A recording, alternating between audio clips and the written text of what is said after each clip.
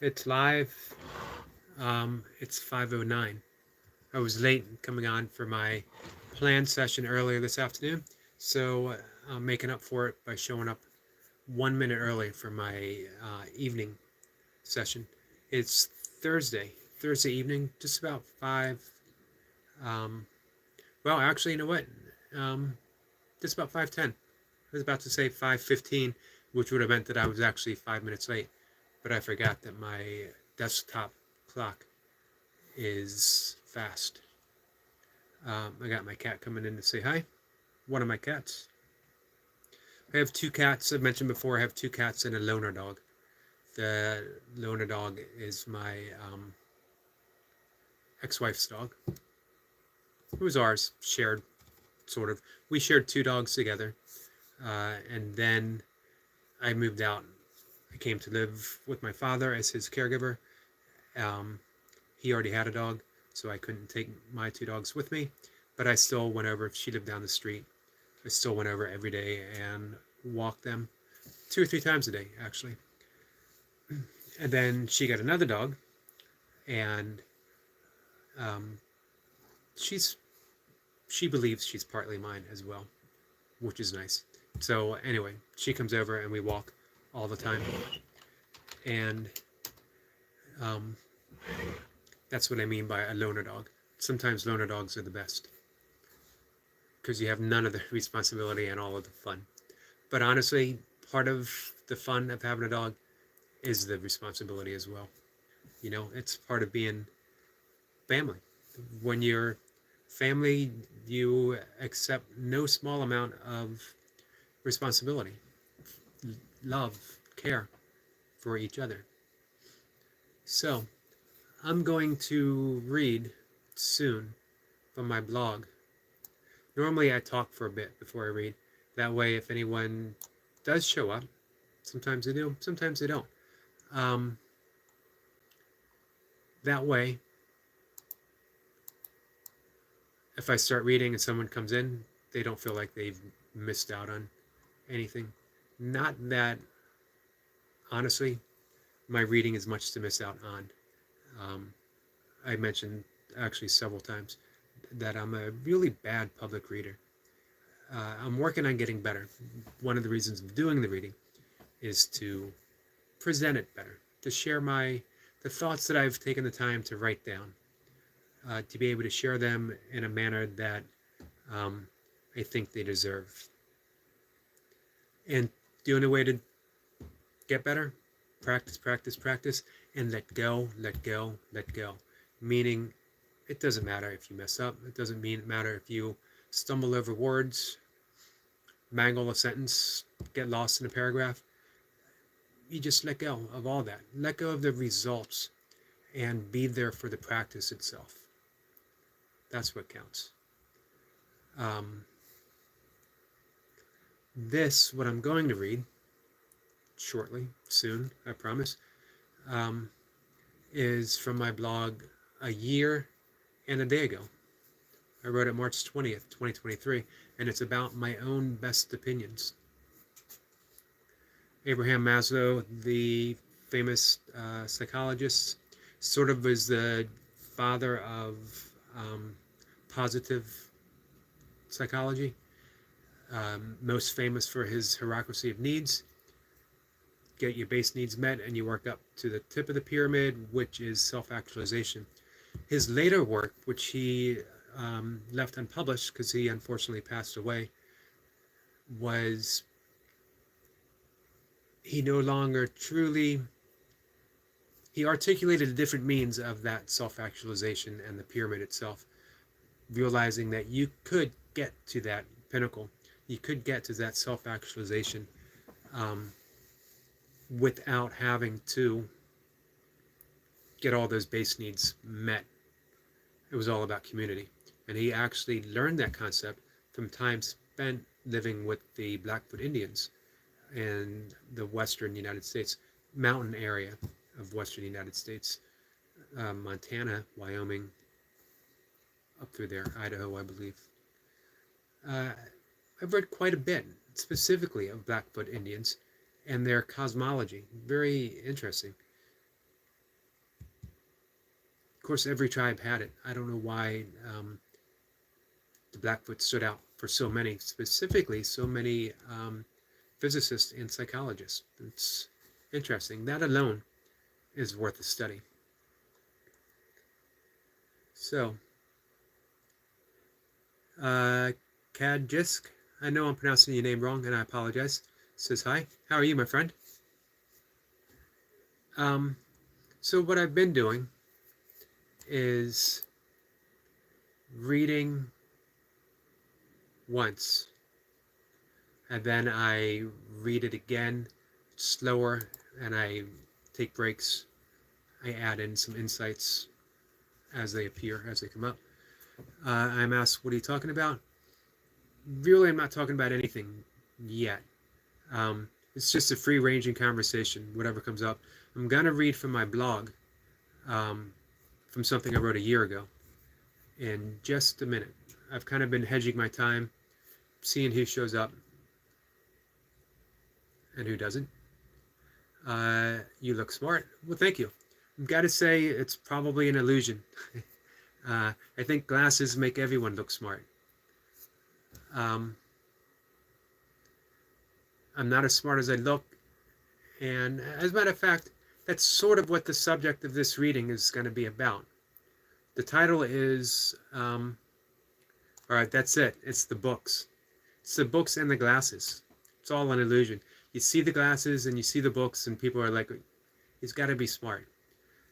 I have read most of the books, and we got more over here, and I got 2 or 3 rooms full of books, because I love to read. I love the information, and the entertaining. You know, I read fiction and nonfiction. As well, I grew up in a family of readers. Both my parents were teachers. I was read to probably since birth. I think my parents read to me, and then encouraged me to read on my own. So, I'm going to start the first reading. And again, this is called My Own Best Opinion.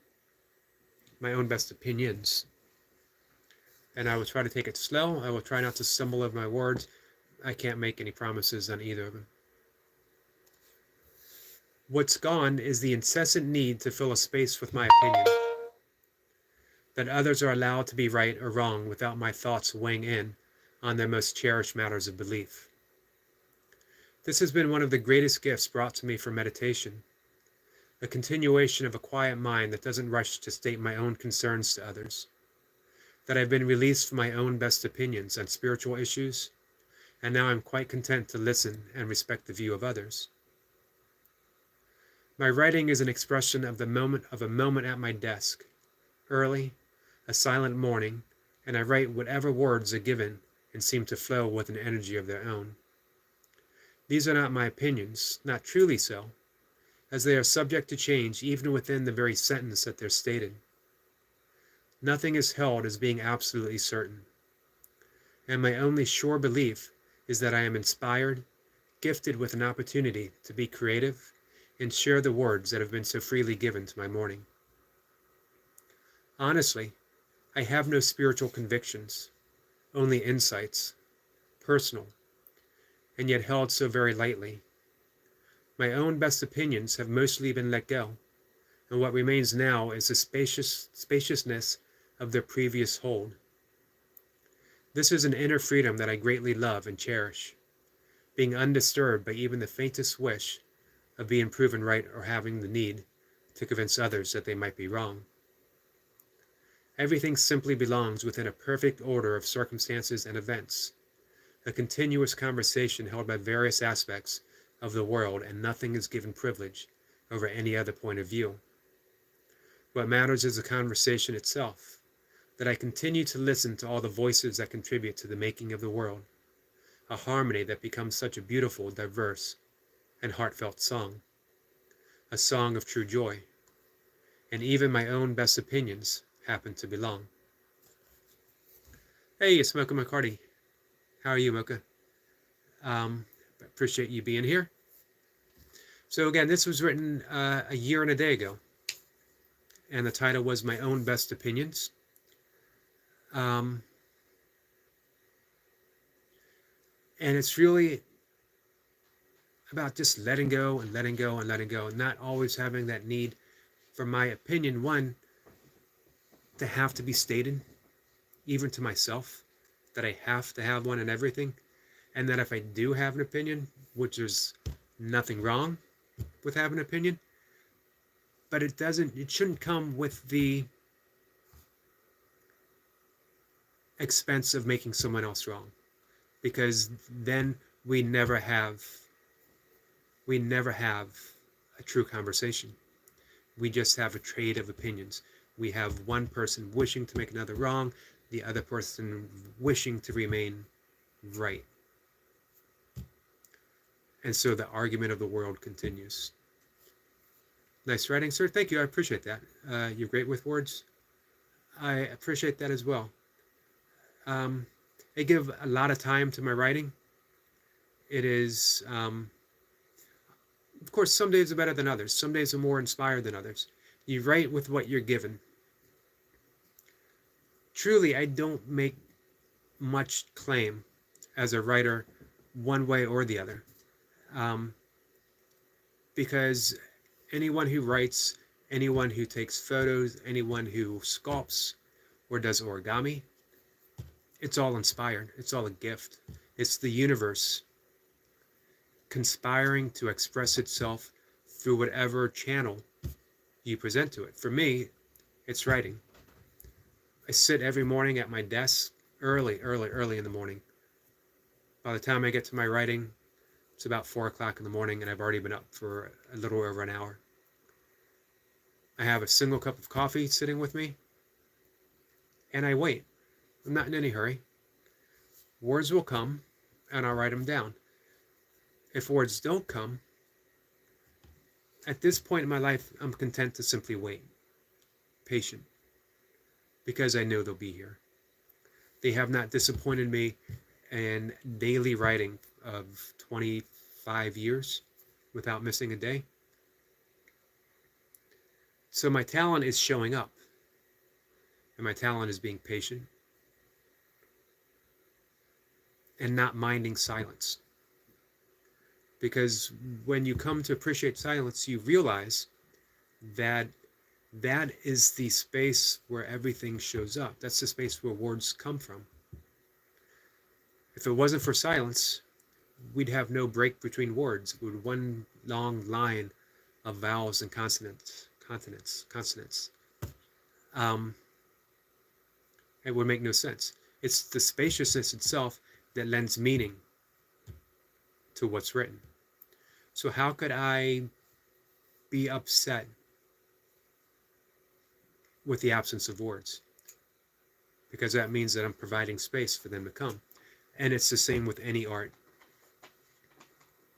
And if you have a blank canvas in front of you, appreciate the emptiness of the canvas, because that means anything is possible. It's full of potentiality. Anything can be painted. Back to origami. If you got a piece of paper in front of you, it can take the shape of whatever imagination calls for it to. Simply amazing. Brother, you were lucky to be able to get silence.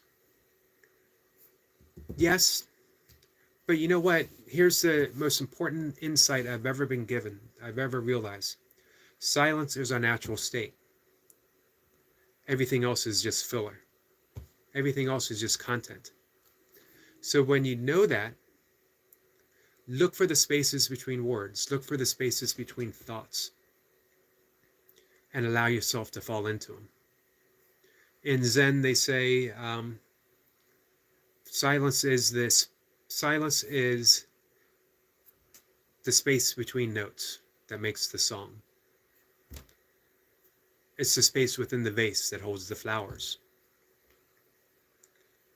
In meditation, we call it the gap.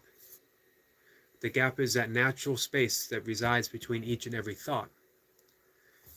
And you use a mantra or you follow the breath in order to eventually fall into that natural space in between each thought. So it took some time. That's the amazing thing about meditation. The benefits are immediate and they're prolonged. Meaning, you can sit in meditation, you can take your blood pressure, whatever it reads, and you can sit and meditate for 20 minutes or half an hour, and you can take your blood pressure again, and it will be significantly lower. Immediate benefits. But the longer you meditate, not duration, but the longer the time that you meditate, over a course of days, weeks, months, years, it has that accumulation of effects. One of which is your mind begins to grow a little more silent. Or you notice that it's silent. Thoughts still come up. You just don't latch onto them. In Tibetan Buddhism, it is called shepna, which means hook. The mind is empty, thoughts go by, and we catch a thought. We're hooked, and it carries us away. It happens during meditation. But in meditation, you realize it. Reaper says, take off your glasses. If you're asking me to take my glasses off because you're challenging me to a fight, I don't think it's going to work virtually. If you want me to take off my glasses because you think I have sparkling eyes, I don't. Mocha says, I wish I could do origami. You could. You just need to teach yourself. Or have someone teach you. Reaper says, yes, I ask you for a fight. You know what? I would never fight anyone called Reaper. For one, he's a badass in the books. Two, he's a badass in the new series. Some might say he was a badass played by Tom Cruise. Maybe. If you like Tom Cruise, maybe. But the new Reacher, yeah, he's a badass. And he looks like the character in the book. He looks like Reacher. I think it's because the reflection in the glasses. Yeah, that's probably true. Destiny says, hello, Eric. Hello, Destiny. Reaper says, I'm Reaper. Stop, play with me. Well, we're sort of playing now. I don't know if you're a fan of the books or the TV show. Both are good. Both are very entertaining. It's my brother who got me to read the first... I'm looking at Reaper. And I'm thinking Reacher. So it's my mistake. Reaper's still a pretty good name, though. So, opinions. They're not bad. But we don't have to cling to them. Because when we do, there's little room for other opinions. So I'm going to read this again, slower. And I'll break it down. I'll have some insights. Reaper says, you're really a nice and calm person. I wanted to provoke you, but you did not give any reaction. You know, it just doesn't seem worth it, does it?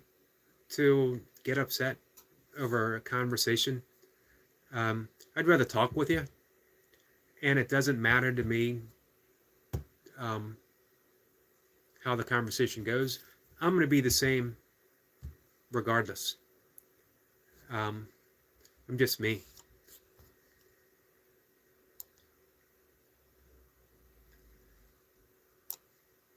So, again, I like going through a second time slower, and then I stop. If I have any insights, I'll offer it. If anyone has questions, I try to answer it. And then I get back and I read it again. So this will be the second time for those who might have missed it. For those who didn't miss it, I apologize for doing it again if you feel like sticking around. Reaper says, breathe air, you don't need a vape. I agree, 100%. Never vape. I did smoke cigarettes. It feels like another lifetime ago. Uh, I was a big drinker. I smoked a lot. And oddly, I still went to the gym. I still worked out. I still ran.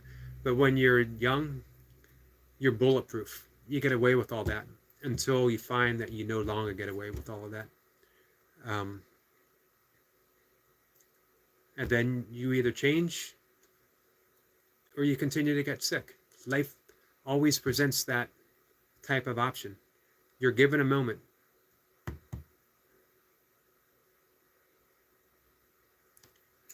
Let's see. Yes, I need vape because I'm addicted. Um, yeah, it's tough. It's a tough thing to give up. But it comes one of those, one day you'll be inspired to stop. And you'll simply stop. Reaper says, how long does your lung need to get rid of nicotine? I don't think it takes very long.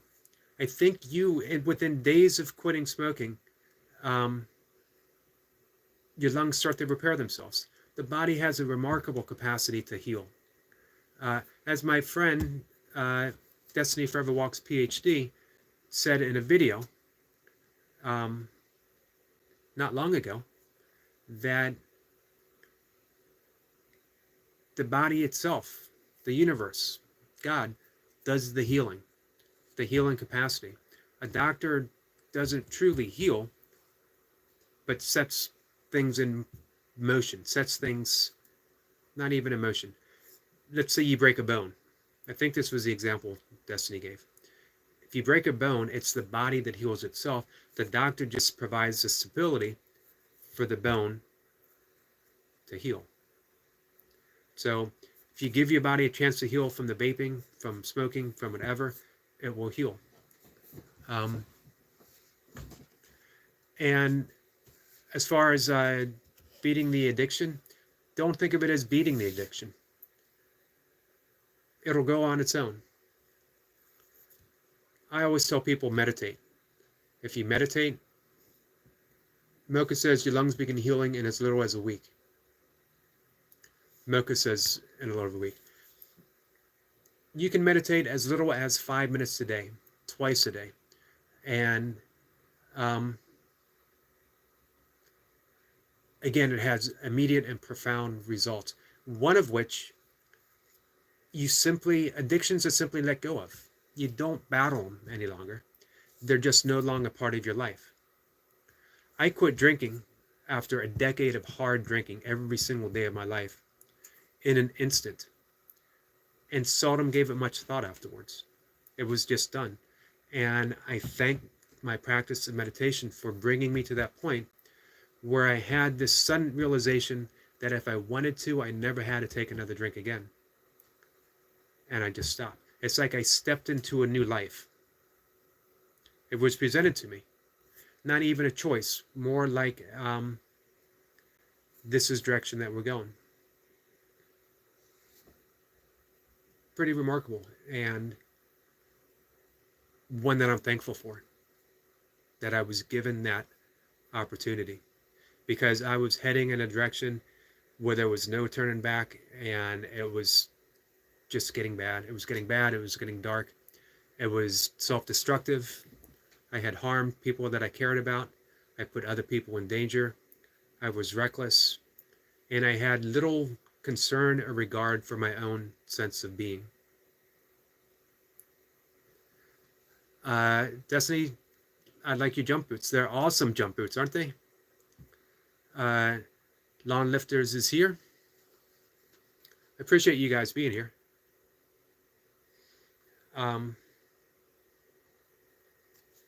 It used to be I kept my evening sessions pretty short, but I really been enjoying them.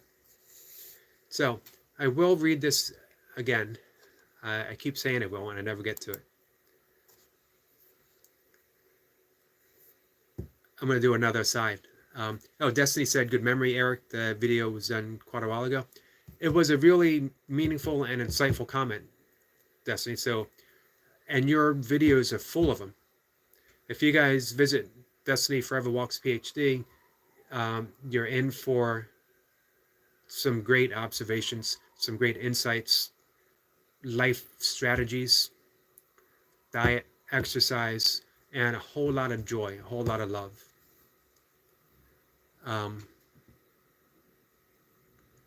Let's see. I appreciate Lawn Lifters being here. Destiny says I also meditate while going through a day because the present moment is a door I keep open. 100% true. Kay Renee's Garden is here. Hey, Yogi in chat. Hey, Kay, how are you? I was on your page today. Channel, I should say. I'm still stuck on the Facebook, Instagram. So, again, this is about opinions, my own best opinions. And through the process of meditation, being able to largely let them go. Doesn't mean I don't have them. It means, for the most part, I feel that I am not attached to them.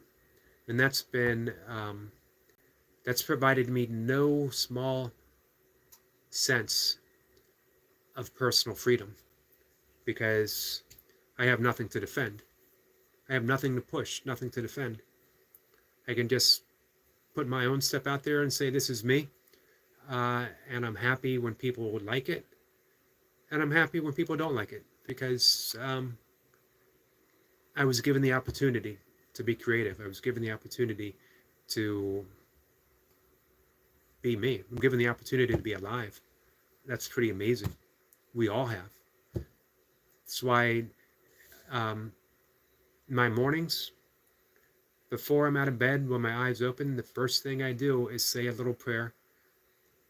It's just a thank you. Just to thank you.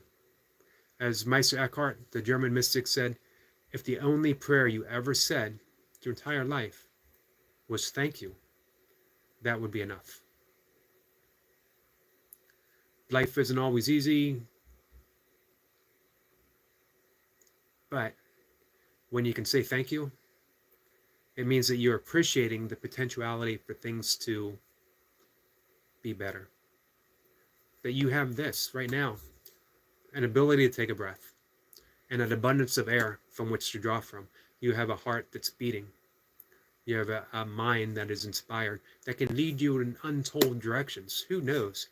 Who knows what thought might come to you that's a world changer, you know? So,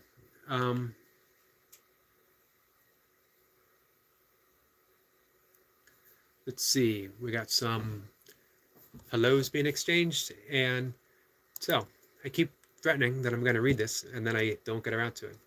But here it goes. What's gone is the incessant need to fill a space with my opinions, that others are allowed to be right or wrong without my thoughts weighing in on their most cherished matters of belief. This has been one of the greatest gifts brought to me from meditation, the continuation of a quiet mind that doesn't rush to state my own concerns to others, that I've been released from my own best opinions on spiritual issues, and now I'm quite content to listen and respect the views of others. So when I wrote this a year ago, it was mainly concerned with spiritual issues, but you could take spiritual issues out and put political issues in, religious issues in, workout, fitness, whatever issue you can put in there. That, of course, I have opinions on spiritual issues, political issues. In this day and age, we should. But I've been released from cherishing those opinions to the exclusion of allowing others to have theirs. Years and years and years and years ago, I was given advice, given a choice, and we always have a choice. It's more important to be kind than it is to be right. Because you can always walk away and say to yourself, I was right. But you can't take back not being kind. An opinion is just that, an opinion. So, second part. My writing is an expression of a moment at my desk, early, a silent morning, and I write whatever words are given and seem to flow with an energy of their own. These are not my opinions, not truly so, as they are subject to change even within the very sentence that they're stated. Nothing is held as being absolutely certain, and my only sure belief is that I am inspired, gifted with an opportunity to be creative, and share the words that have been so freely given to my morning. That was the second part. And I think when you write, people think that you're writing your opinion. And when you're truly writing of spiritual matters, when you're writing from a space that meditation provides, it's not so much an opinion as it's a momentary inspiration that's been gifted to you, and you share it, and you share it freely. For me, art doesn't truly become art until it's shared, until it's put out there. And of course, that opens you up to judgment. And that can weigh any artist down. No one likes to be judged. So why would I turn that on someone else? I don't even want to judge someone who judges. Because it's not about that other person. It's about my own sense of freedom. It's about my own ability to maneuver within that wider inspiration. And if I'm bogged down by the judgment and the opinion of others, if I'm bogged down by the judgment and the opinion from my own end, then I'm clogging up that realm of inspiration. Nothing gets through. I always like to think of the example a teacher showed me once, that if I raise my hand to the night sky in a fist, closed, tight, it's just a fist within the sky. It's clenched, tight. Nothing is received. That same hand, if I reach my palm open, I'm holding the entire universe in the palm of my hand. I'm in a mode of reception. Everything is possible. And the difference is how clenched I am, how tight I am. So, we got the third part, and the last. Honestly, I have no spiritual convictions, only insights, personal, and yet held so very lightly. My own best opinions have mostly been let go, and what remains now is the spaciousness of their previous hold. This is an inner freedom that I greatly love and cherish, being undisturbed by even the faintest wish of being proven right or having the need to convince others that they might be wrong. Everything simply belongs within a perfect order of circumstances and events, a continuous conversation held by various aspects of the world, and nothing is given privilege over any other point of view. What matters is the conversation itself, that I continue to listen to all the voices that contribute to the making of the world, a harmony that becomes such a beautiful, diverse, and heartfelt song, a true song of joy, and even my own best opinions happen to belong. That's it. That was written a year and a day ago. And I find it even more true now, especially in the political climate that we have, and it's just going to get worse, everyone arguing my side versus your side, when in fact, in a universe, uni, one verse, song, there is no side. The universe can't be divided. It's not a star over here and a star over there. It's just stars. Kay says, I love this, Yogi. Thank you. I appreciate hearing that, and I appreciate you being here. So I've been reading basically every night from my blog. I've got 25 years worth of reading to draw from. And it's been pretty random, although lately I've been drawing from last March because it felt like a particularly inspired month. Something about March. We've emerged from a long, harsh winter to a little more light, a little more warmth. And man, we can all use a little bit of light and a little bit of warmth. The amazing thing, what I find amazing, we search for light, we search for warmth, and the best way to know that, the best way to find that, to discover that, is to realize that we have it to give. Shine your light. Give warmth. Give warmth to everyone who comes, everyone who shows up on your YouTube channel, everyone who shows up in your life. And you really do discover, you really do, it's almost like a revelation. It's not fake. You can't fake kindness. You can just be kind.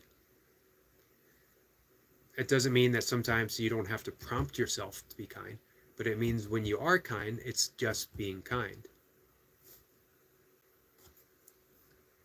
There's not even an ulterior motive. That might come later, but in the process of being kind, that's all there is. So if you think you're being kind for an ulterior motive, that only comes after you've been kind. Or it's a thought that you had before you were kind. Only kindness matters. Only kindness counts. And it's absolutely free. And you can give it away, and you can give it away, and you can give it away, and it always, always comes back. Maybe it doesn't come back from that person you held the door to who never acknowledged you. Maybe it doesn't come back from the person that you let step in front of you during a traffic jam who still gives you the finger.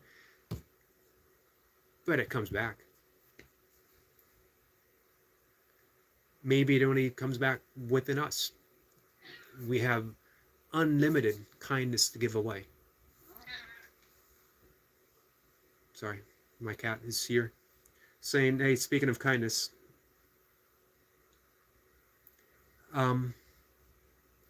so this has been, for me,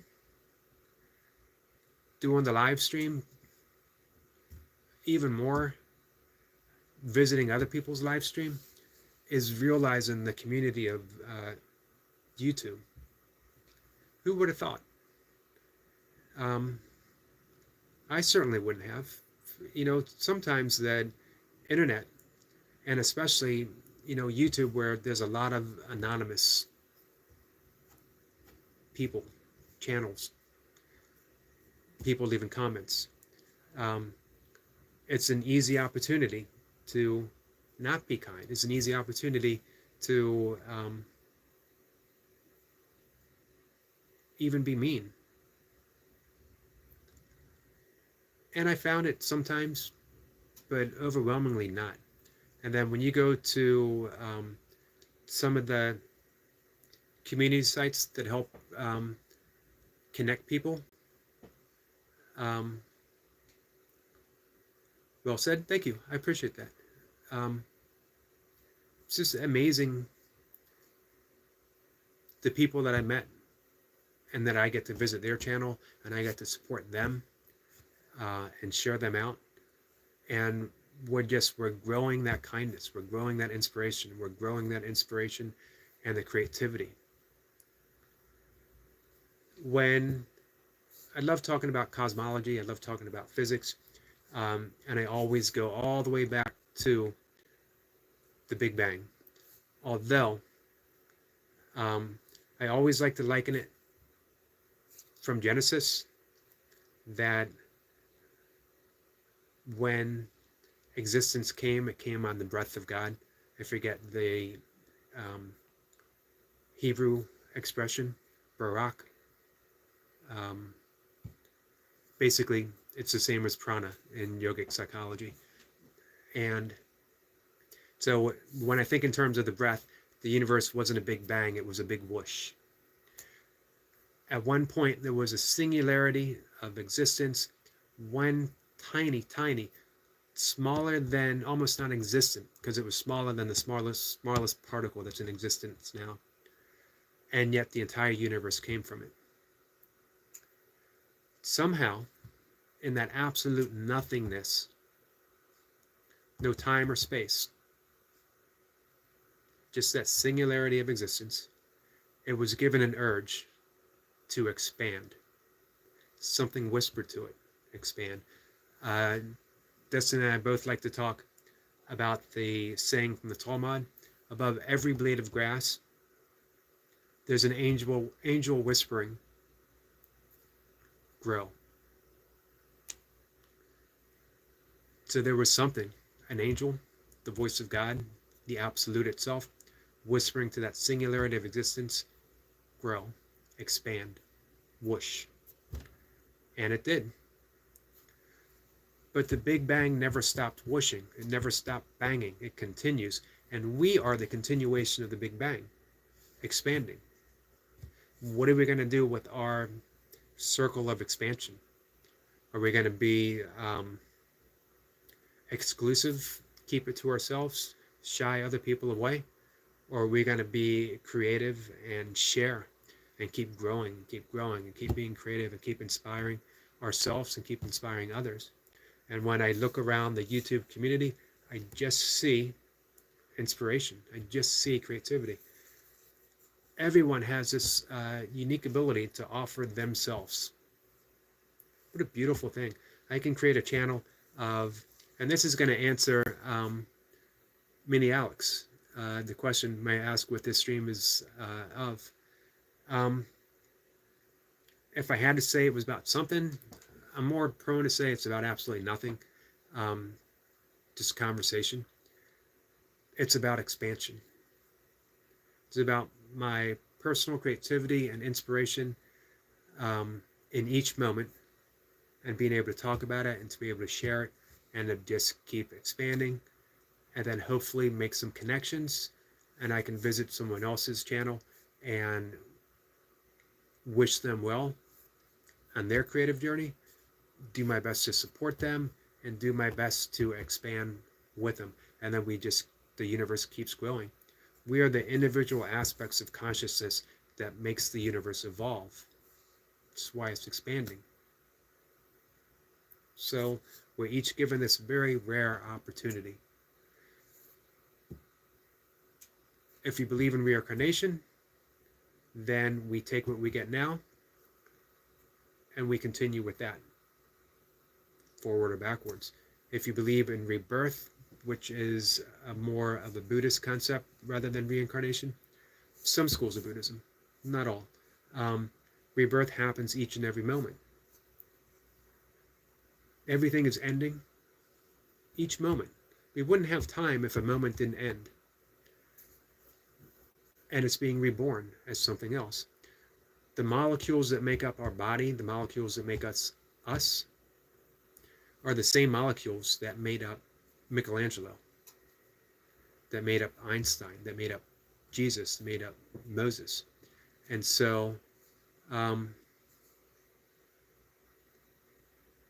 we're continuously reborn. Yogi, do you believe in reincarnation? I don't disbelieve in reincarnation. I do believe in rebirth, the rebirth that we're talking of. And I love that thought. My father, being a science teacher, him and I would talk of this often, that, again, the molecules, the atoms and the particles, the elements that make up my body, that make up our bodies, have been recycled since eternity. We're literally made from subatomic particles that came into existence the moment of the Big Bang's expansion. Elements that were forged from exploding stars. We're literally made of the stuff of the universe. Not new stuff of the universe, that very stuff that was in existence the moment the Big Bang occurred. And it's been rebirthed as me. So I see no reason why it will not be rebirthed as something other, as someone other. Whether or not it contains an essence of me, the personality, I don't know. But when you really practice deep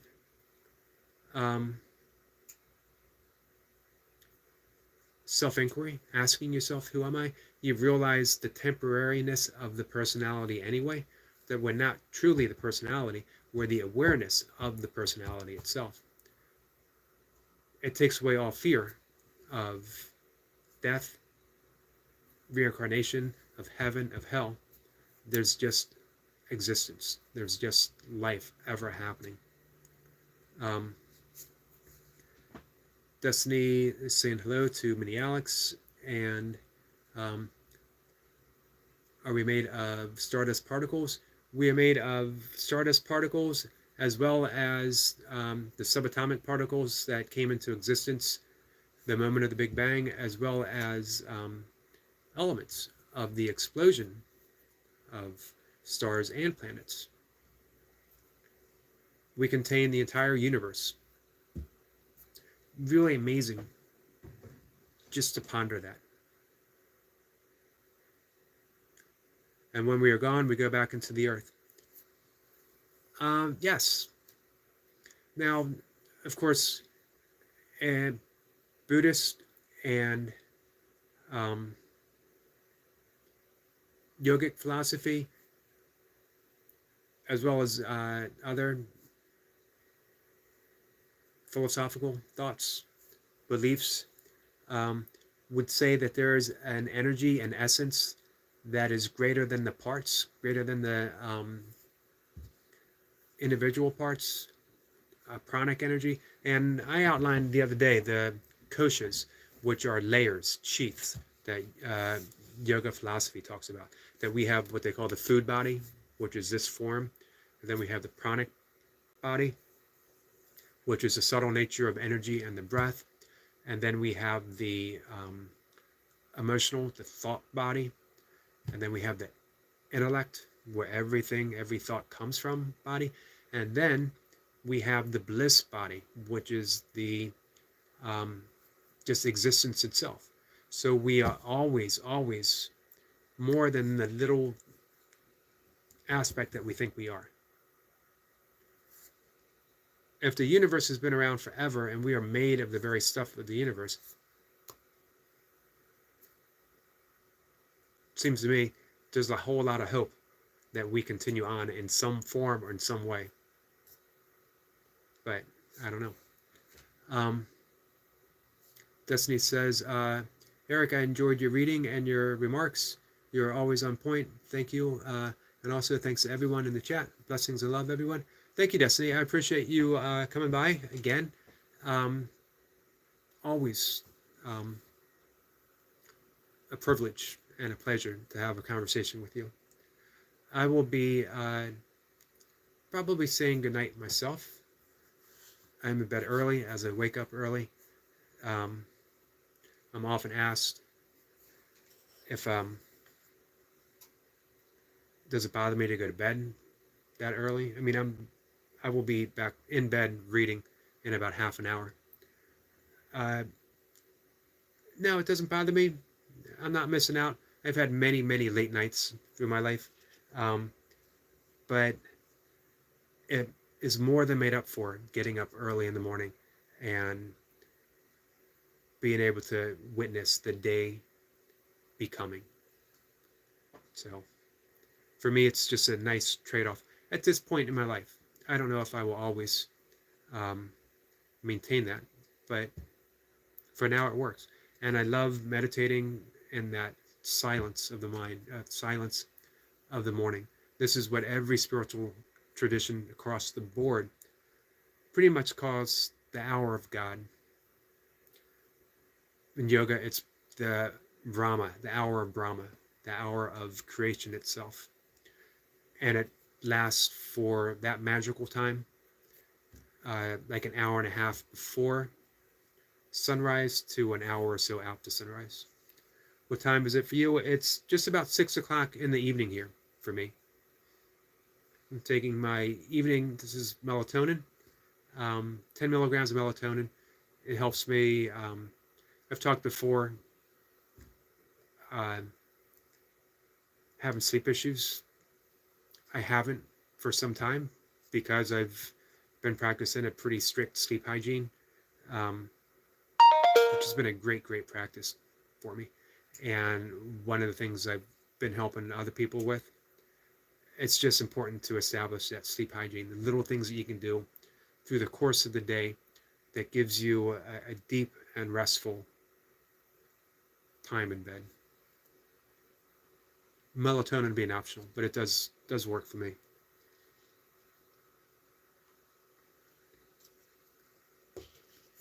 To help them sleep, yes. One of the things, and I talk about this often, one of the most important things you can do is get up early enough to get early sunlight to meet the eyes. It causes a lot of positive effects. One of which, and as far as sleep is concerned, the most important, is as soon as natural sunlight hits the eyes, as early as possible, your body responds with the production of cortisol, adrenaline, norepinephrine, which a lot of people say, well, those are stress hormones. Why do you want to create stress hormones? Is because you need a certain amount of stress hormones to get you through the day. They're good for you. You want to be slightly in that sympathetic nervous state, so you navigate through the day. That's how we survived. That's how we avoided saber-toothed tigers, in that slight fight or flight, not too far. And you want to have the ability to back away as needed, to be able to relax, to go back into the parasympathetic state. But here's the important thing. Those stress hormones, through the course of the day, begin to die off. And in their wake, they leave behind the raw material for the production of serotonin and melatonin, which will help you go to sleep at night. So without that early sunlight, we're missing out on the natural circadian rhythm, the production of the hormones that gives us energy, and those same hormones that produce the material for the hormones that help us go to sleep at night, as well as breath work, meditation, time in nature. Those are the things that we can do to get a really great night's sleep. And it works, because things were really bad for me 2 years ago after my father's death. And after 2 years, he was 94 when he passed away. I was his caregiver. After having a stress-filled 2 years of keeping him safe from COVID, and then him passing away not from COVID, fortunately. That was my biggest concern. I was going to keep him safe. He was not going to die alone and isolated. Not at 94, not at any time. But 94, he made it through the Depression. And he came from a very poor family in the mountains in Pennsylvania. He made it through the tail end of World War II. He was 17. He joined the Navy. He was in the South Pacific on a minesweeper during a pretty bad time. And he put himself through college, supported his family, loved his family. So to go through all that and then be isolated from your home, from the people that you love, was not, if it was all possible, I was not going to allow it to happen. And I handled the stress pretty well. Again, a long-term pranayama, meditation, yoga practice, creative practice. But that also backfired on me, because I refused to admit that there was some stress causing me some issues. Because here I am teaching stress reduction. Here I am teaching yoga, meditation, breath work. I'm teaching all kinds of things along those matter. And yet, I'm beginning to break down from those very same things. How could I admit that? Which was crazy. That was just feeding the cycle. It was only when I relaxed. It was only, and by relax, I don't just mean physically. It's when I relax the need to not be okay, to just be. It's okay to it's okay to be broken, because sometimes we are. I love the line in one of Leonard Cohen's songs, "Everything's made to be broken because that's how the light gets in." Or the Japanese concept of wabi-sabi, uh, the inherent perfection and beauty within something that is scarred or broken. So I gave myself permission to not be well, to realize that I was suffering from anxiety, that I was having panic attacks, and that I had insomnia. It should have been obvious, because I would spend entire nights walking up and down my flight of steps trying to tire myself out. And this is after a full day of working out and training and taking care of my father. And yet every time I laid down to go to sleep, it felt like I was on live wires, that heat coursing through my body. I couldn't lie down. I couldn't lie still. Every so often I would fall sound asleep for an hour, exhausted, and then I'd have to, of course, get up and take care of the day. And I realized at a point I wasn't going to get help from the medical community. Not really. They do their best, but some things I think are a little outside, because it's take this medication, don't worry about the side effects, because if it has side effects, take this medication. Sometimes you have no choice, I guess. I don't want it to sound like I'm disparaging anyone who has to take medication, because sometimes we do. But I didn't want to get caught in that cycle. I've seen what it has done for others, including some loved ones, my sister for one. And so I just started making the changes that I thought I needed, and some were, already in place. The long established practice of yoga and meditation and breath work. I had to switch my breath work around a little bit, and I started getting outside in the early morning, making sure I spend time in nature every day. Lots of little things that all add up through the course of the day.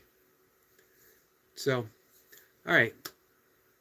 I was getting ready to say goodbye, and then I went off on a whole nother tangent. But I appreciate those who stuck in there and listened.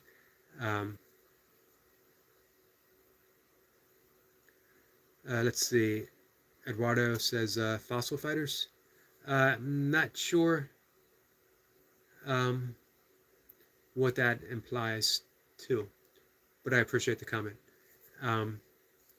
So anyway, gonna get ready, gonna say goodnight. Again, I appreciate everyone coming by. Hit the like button if you don't mind. Oh, Destiny, thanks for sticking in there. Nice discussion. Thanks again, Eric. See you next time. Good night. Eduardo says it's a DS game. I haven't heard of it. I will look for it. Milka says, see you tomorrow. Absolutely. And looking forward to walking with you. It's been too long. So again, like, subscribe, share. Those are the things I'm supposed to say after every discussion, and I try to remember. Eduardo, I'm going to look for the game. Sounds interesting. I'll see everyone later. Take care and good night.